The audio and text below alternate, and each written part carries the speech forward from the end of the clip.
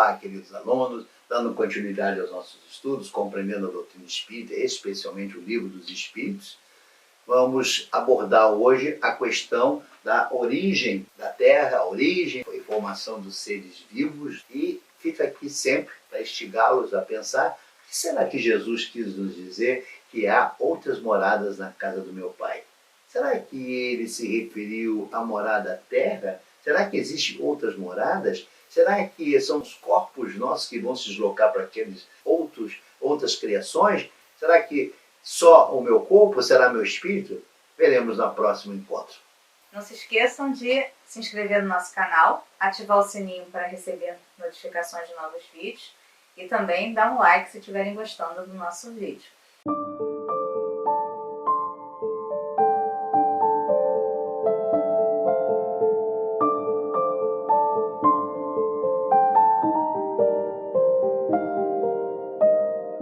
A Gênese tenta nos ajudar nessas explicações, em apoio, naturalmente, ao Livro dos Espíritos. Como a Gênese foi escrita depois, ela tem um complemento muito maior daquilo que está contido no Livro dos Espíritos, Enriquecendo as informações ali contidas. Então ele nos fala o seguinte: a história da origem de quase todos os povos antigos se confunde com a sua religião. Então observa que toda a construção da humanidade trafega pela religião.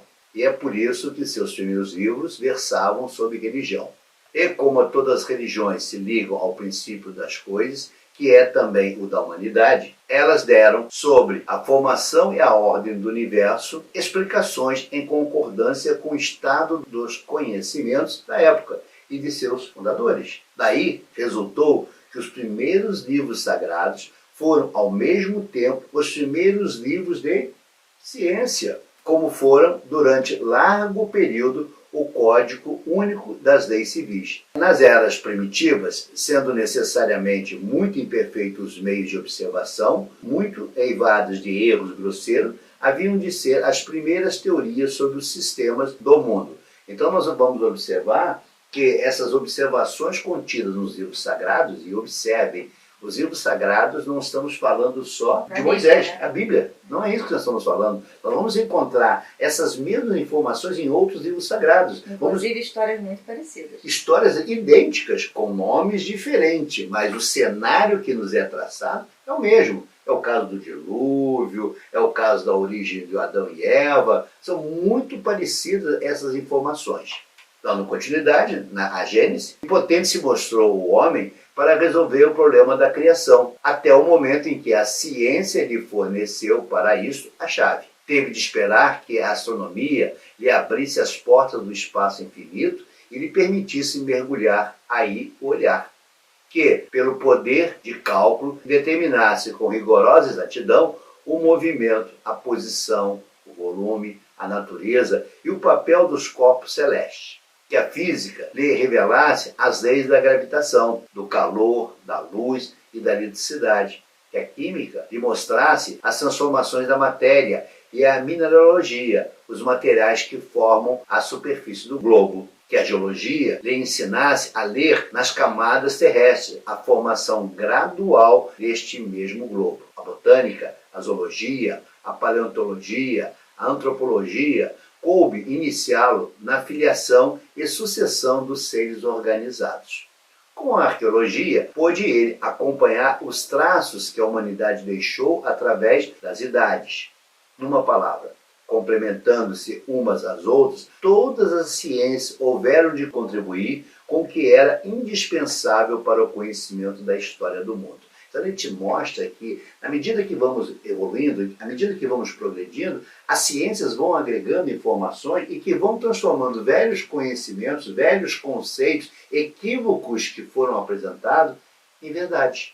Então surgirão outras ciências para demonstrar equívocos que estamos a cometer? Sim, surgirão, na medida que vamos amadurecendo, na medida que vamos avançando rumo ao progresso. Então, nós observamos que as ciências vão se revelando aquilo que o mundo espiritual tem, en passant, revelado ao homem, para que não nos deixe completamente às escuras, mas dando lume aos nossos pensamentos, dando algumas alternativas para que você possa pensar, para que você possa refletir. E lá na frente nós vamos descobrindo que todas as informações contidas nos velhos livros religiosos passam a ser nada mais, nada menos do que equívocos interpretativos, erros de análise, erros de observações, e que não vai desvalidar esses livros, muito ao contrário. Nem tampouco os seus ensinamentos. Muito ao contrário, vão trazer solidez e vão trazer clareza ao homem para compreender aquela ideia que foi apresentada. Não será a história de Adão e Eva um convite a refletirmos que toda vez que comemos do fruto do conhecimento seremos expulsos de algum paraíso? Dessa forma alegórica que foi apresentada a Adão e Eva, não é um convite a essa reflexão? Observe que toda vez que você aprende, que você conhece, você é alijado daquele grupo. Aquele grupo já não mais te aceita. Por quê? Porque você descobriu a verdade e já não mais se amolda à verdade existente naquele grupo. Então o assunto da aula de hoje também tem a ver com a formação dos seres. No começo tudo era caos, os elementos estavam em confusão, vimos isso nas aulas anteriores. Os princípios orgânicos que se achavam em estado de fluido no espaço, à espera da criação da Terra para começarem existência nova em novo globo, se congregaram, desde que cessou a atuação da força que os mantinha afastados, e formaram os germes de todos os seres vivos. Havia ali uma força atuando que os mantinha separados, e a partir do momento que aquela força deixou de atuar, eles começaram a se aglomerarem e começaram a formar novos seres. Esses germes permaneceram em estado latente de inércia, como a crisálida e a semente das plantas, até o momento propício ao surto de cada espécie. Os seres de cada uma dessas se reuniram, então, e se multiplicaram. Apareceram então os seres vivos apropriados ao estado do globo. A terra lhes continha os germes que aguardavam o momento favorável para se desenvolverem. Vimos também na aula passada que a terra levou um grande período de transformação, até que ela tivesse condições de habitabilidade. Então, essa teoria que é abraçada pela doutrina, lá na questão 43 e 44, observe que agora vem sendo explorada. Mas já se falava nesse germe lá atrás, que o universo, na sua formação, já trazia o germe da vida. E que, por esses processos de ligações, vai formar dentro de um universo já favorável para a sua eclosão. Isso é uma teoria que está sendo abordada agora, mas lá na época de Kardec, os espíritos superiores já nos advertiam desta possibilidade de ser uma teoria verdadeira. Então esses elementos orgânicos, antes da formação da Terra, achavam-se, por assim dizer, em estado de fluido no espaço, no meio dos espíritos, ou em outros planetas, à espera da criação da Terra para começarem a existência nova em novo globo. E aí eu vou trazer para vocês a nota de Kardec, que é muito interessante a respeito disso. A química nos mostra as moléculas dos corpos inorgânicos unindo-se para formarem cristais de uma regularidade constante, conforme cada espécie, desde que se encontrem nas condições precisas, ou seja, existe uma condição necessária para que aquilo ocorra. Se alguma das variáveis estiverem fora, aquilo não acontece. A menor perturbação nestas condições basta para impedir a reunião dos elementos, ou pelo menos para obstar a disposição regular que constitui o cristal. Por que não se daria o mesmo com os elementos orgânicos? Durante anos se conservam germes de plantas e de animais, que não se desenvolvem senão a uma certa temperatura e em meio apropriado. Tem-se visto grãos de trigo germinarem depois de séculos. E aí é muito interessante trazer uma informação a respeito do Banco Mundial de Sementes, que é chamada a Arca de Noé das sementes da humanidade. Ele fica lá no Círculo Polar Ártico, entre a Noruega e o Polo Norte. E esse banco ele guarda sementes de várias espécies e de vários locais do mundo.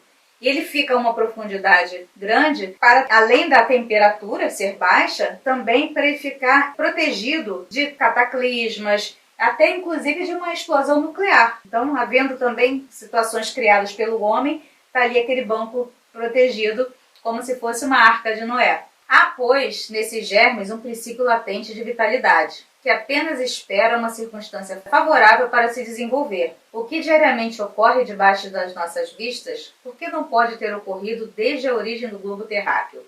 A formação dos seres vivos, saindo eles do caos pela força mesma da natureza, diminui de alguma coisa a grandeza de Deus? Longe disso. Corresponde melhor à ideia que fazemos do seu poder a se exercer sobre a infinidade dos mundos por meio das leis eternas.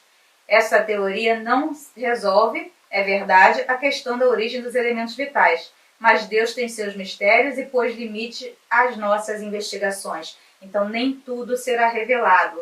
Deus ainda guarda alguns dos seus mistérios, talvez porque nós não estejamos preparados para poder entender toda essa transformação, todas essas condições que levam à criação. Porém, isso não diminui a magnificência de Deus. Muito ao contrário, porque mostra uma regularidade, mostra que ele não se contradiz, mostra que as suas leis foram criadas e obedecem a princípios. Mostra que a singularidade disso tudo é linda, porque não tem privilégios. É assim para todos, é assim no mundo espiritual e é assim para nós também encarnados. Ou seja, as leis são as mesmas. As transgressões, as leis, têm consequências. E assim, até para corroborar o que você está dizendo, a Gênese vem em nosso socorro novamente, esclarecendo tudo isso que você está nos explicando. E ela nos fala o seguinte: a combinação de dois corpos para formar um terceiro exige especial concurso de circunstâncias, seja um determinado grau de calor, de sequidão ou de umidade, seja um movimento ou repouso, seja uma corrente elétrica e outras formas de atuação. Se essas circunstâncias não se verificarem, a combinação não se operará. Quando há combinação, os corpos componentes perdem as suas propriedades características, enquanto o composto que deles resulta adquire outras, diferentes das aquelas. O que ele está dizendo aqui é que existiam reagentes e que após ocorrer a reação, eles deixam de existir formando novos compostos. Por isso que as propriedades desse novo composto são totalmente diferentes. As diferentes combinações dos elementos para a formação das substâncias minerais, vegetais e animais não pode, pois, operar-se a não ser nos meios e em circunstâncias propícias. Fora dessas circunstâncias, os princípios elementares estão numa espécie de inércia. Mas, desde que as circunstâncias se tornam favoráveis, começa um trabalho de elaboração. As moléculas entram em movimento, agitam-se, atraem-se, aproximando-se e se separam em virtude da lei de afinidade. E, por suas múltiplas combinações, compõem a infinita variedade da substância. Então, nós encontramos na Gênese o processo da criação. Como essa criação eclode, o que é necessário, né? É preciso ter condições específicas para que aquilo venha eclodir. Então, observem que a doutrina não fugiu dessas explicações. No mundo material não é diferente do que ele tenta mostrar para a gente compreender a formação do nosso universo. Não é só colocar dois reagentes no recipiente e achar que ali vai ocorrer a reação. Não necessariamente. Às vezes é necessário alterar a temperatura, às vezes é necessário alterar a pressão, às vezes é necessário colocar um outro agente externo para que aquela reação possa ocorrer. Então não é necessariamente misturar os dois que vai dar o resultado. E poderiam estar todos esses elementos dispersos nesse fluido, sim, sem que naquele momento ocorresse essa transformação toda, porque ali ainda não havia a condição necessária para que aquilo ocorresse. A partir do momento que há esse impulsionamento, há essa modificação para que aquilo ocorra, aí sim as transformações vão acontecendo, mostrando que não bastava estar tudo junto ali, tudo esperando acontecer. Precisava o quê? De um impulsionador. A origem, quem foi que fez esse movimento para que aquilo tudo ocorresse? E André Luiz nos fala sobre essa evolução de dois mundos, né? Sim. Ele nos mostra que a Terra recebeu o germe da vida já no seu início. Ela só não tinha ainda as condições apropriadas para o desenvolvimento da vida. Mas ele nos fala da existência desses germes e que vão ser manipulados, que vão ser trabalhados pelo mundo espiritual até chegar ao momento ideal. E o momento ideal é o esfriamento da Terra, são as questões glaciais, são os fluxos de água, enfim, reunir todo um elemento. A formação de gases para que possa proteger dos efeitos do raio do sol e também formação de oxigênio para que a gente pudesse respirar. Então a Terra recebeu todos os elementos prontos para a vida, só não estava no momento ainda apropriado para se desenvolver, para criar. Então, Kardec fez essa pergunta aos espíritos. Ainda há seres que nasçam espontaneamente? Como você bem colocou, a questão dos germes já estarem ali esperando o momento propício. E os espíritos esclareceram a Kardec que sim, mas o germe primitivo já existia em estado latente. Sois todos os dias testemunhas desse fenômeno. Os tecidos do corpo humano e dos animais não encerram os germes de uma multidão de vermes que só esperam para desabrochar a fermentação pútrida que lhes é necessária à existência? É um mundo minúsculo que dormita e se cria, mostrando que Deus não se contradiz. Até no nosso corpo existem germes em estado latente, esperando o momento propício, ou seja, quando nós não respirarmos mais, nosso coração não bater mais, que nossa circulação parar, esses vermes aí sim vão ter a condição necessária para que eles possam emergir. E aí, como eu havia falado em Evolução em Dois Mundos, de André Luiz, nós trouxemos esse texto que eu penso que traz uma beleza informativa disso tudo que estamos conversando. Ele fala o seguinte: a imensa fornalha atômica estava habilitada a receber as sementes da vida e, sob o impulso dos gênios construtores que operavam no orbe nascituro, vemos o seio da Terra recoberto de mares mornos, invadido pela gigantesca massa viscosa a espraiar-se no colo da paisagem primitiva. Nessa geleia cósmica verte o princípio inteligente em suas primeiras manifestações. Depois nós abordaremos a história do princípio inteligente. Trabalhadas no transcurso de milênios pelos operários espirituais que lhes magnetizam os valores, permutando-os entre si sob a ação do calor interno e do frio exterior, as mônadas celestes exprimem-se no mundo através da rede filamentosa do protoplasma de que se lhes derivaria a existência organizada do globo constituído. Séculos de atividade silenciosa perpassam sucessivos. Então, a beleza com que André Luiz nos apresenta essa criação, como tudo isso aconteceu, dá-nos a autenticidade que Kardec nos falou. A vida já existia em germe. Ela precisava aguardar o momento propício para a eclosão. E a sua evolução, depois nós falaremos sobre isso, são melhorias, são adaptações, são transformações de uma espécie para outra, até chegar à espécie humana. Então, uma curiosidade, se a gente pode conhecer a época do aparecimento do homem e dos outros seres vivos na Terra, será que nós podemos precisar quando foi isso? Na época, os espíritos esclareceram para Kardec que não, que todos os nossos cálculos eram quiméricos. Porém, a ciência evolui e os cientistas já chegam a uma nova conclusão. A idade oficial da Terra aceita atualmente é de 4,6 bilhões de anos. Essa idade é calculada a partir de meteoros que caíram no planeta, pois a superfície terrestre está em constante mudança, ora crescendo, se modificando e se destruindo. Sendo por este fato difícil de precisar com exatidão a real idade terrestre, por isso usa-se os meteoros como fonte de dados, pois se estima que todo o nosso sistema solar fosse formado ao mesmo tempo, e sendo que os meteoros são corpos extraterrestres, não têm suas características importantes a este estudo alteradas como ocorre em nosso planeta. Então, os cientistas tomam por base os meteoros que caíram na Terra.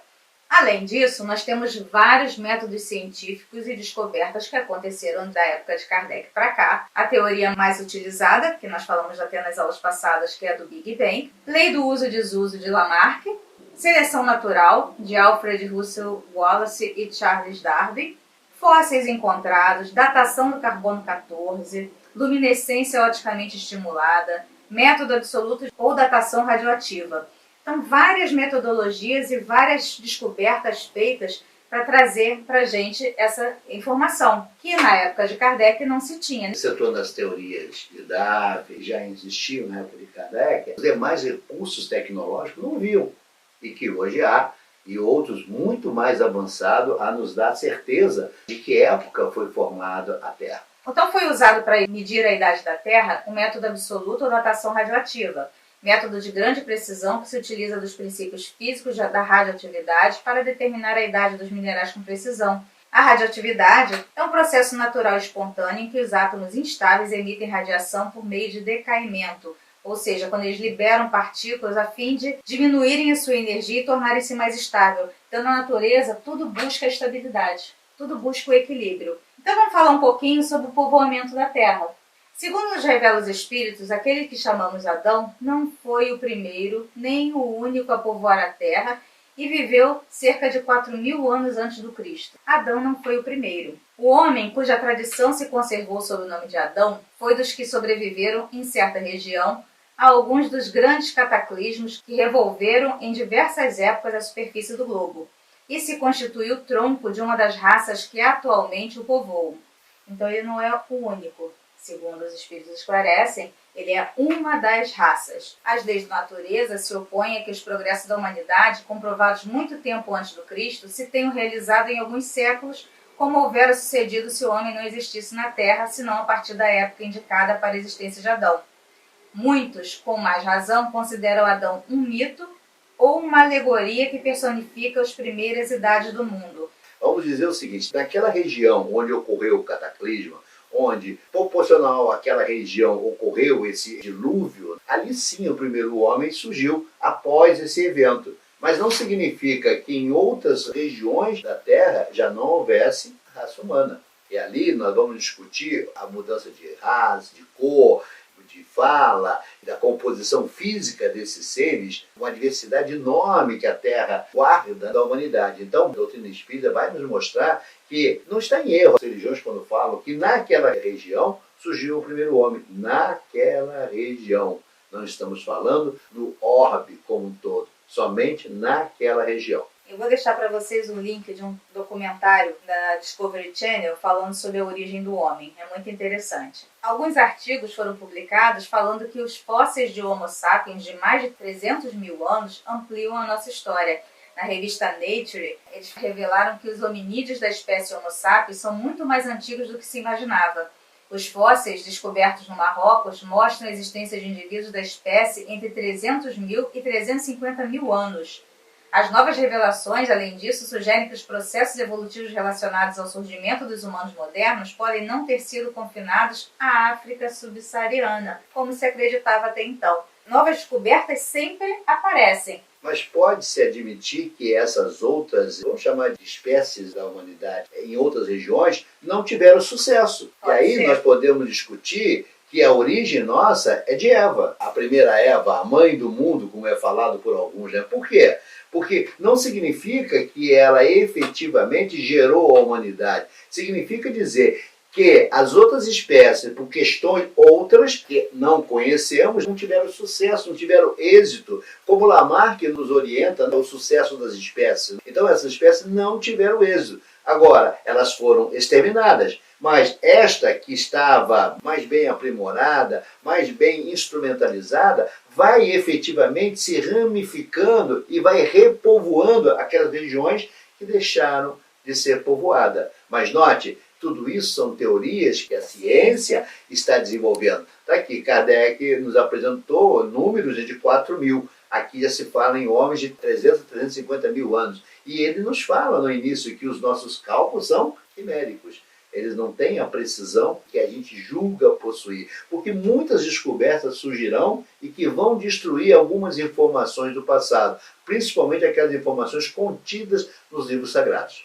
Podemos notar que nós temos diferentes características dos povos que habitam o nosso globo. E as diferenças físicas e morais que distinguem as raças humanas na Terra provêm do clima, da vida e dos costumes.